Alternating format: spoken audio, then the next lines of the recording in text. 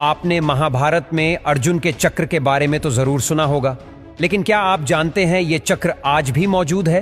हिमाचल प्रदेश के हमीरपुर जिले के 16 सिंगी धार के नीचे बसा राजनौण गांव एक ऐतिहासिक स्थल के नाम से मशहूर है।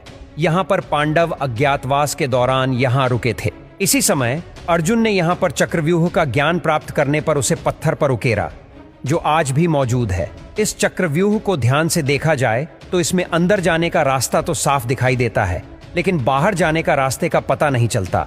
इस जगह को पिपलू किले के नाम से जाना जाता है, जो आज भी मौजूद है। व्यास गुफा। व्यास गुफा उत्तराखंड के चमोली जिले के माणा गांव में स्थित है। यह सरस्वती नदी के तट पर स्थित एक प्राचीन गुफा है।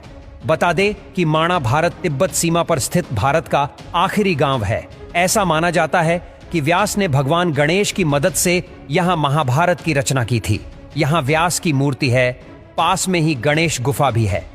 माणा वह जगह है जहां से होकर पांडव स्वर्गारोहिणी तक गए थे। व्यास गुफा बद्रीनाथ से 5.5 किलोमीटर दूर माणा गांव में है। द्वारका। भगवान श्री कृष्ण द्वारका के राजा थे और महाभारत में इस बात की जानकारी मिलती है कि यह मगरी जलमग्न हो गई थी।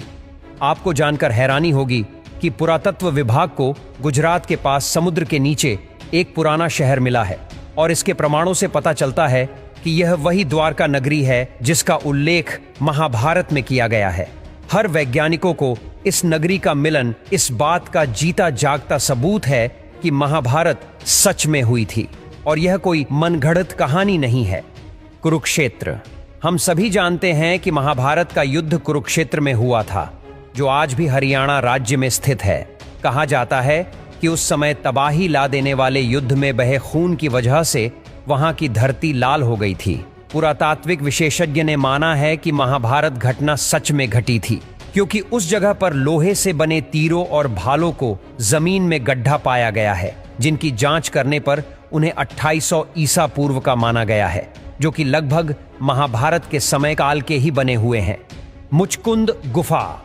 यह गुफा धौलपुर राजस्थान में है। मथुरा पर जीत हासिल करने के बाद काल्यावन ने भगवान श्री कृष्ण का पीछा किया तो उन्होंने खुद को एक गुफा में छुपा लिया। उस गुफा में मुचकुंद सो रहे थे। उन पर कृष्ण ने अपना पीतांबर डाल दिया। कृष्ण का पीछा करते हुए काल्यावन भी उसी गुफा में आ पहुंचा। मुचकुंद को कृष्ण समझकर उसने उन्हें जगा दिया।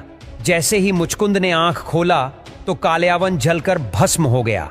मान्यताओं के मुताबिक महाभारत युद्ध की समाप्ति के बाद जब पांडव हिमालय की तरफ चले गए और कृष्ण गोलोक निवासी हो गए, तब कलयुग ने पहली बार यहां अपने पग रखे थे। अश्वत्थामा।